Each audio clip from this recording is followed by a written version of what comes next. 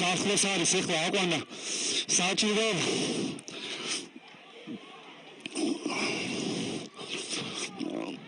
ყურადღებით უნდა იყოს გორის დილას და ნიკოლოზ გოლა და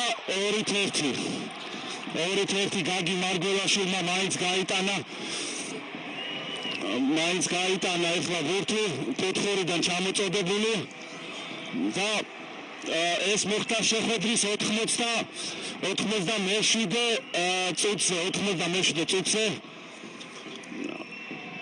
საკმაოდ დასანანი გოლი მივიღეთ ძალიან დასანანი მარცხია რა ძირფასო გულშემატკივრებო გათვალისწინებით პირველი ნახევარში რა თქმა უნდა ორივე გუნდის კარტთან შეიქმნა სახიფათო მომენტები თუმცა შეიძლებოდა კიდევ უფრო დაწინაურება მეორე გოლის გატანა თუმცა პირიქით აქეთ მივიღეთ ერთი გოლი და შემდეგ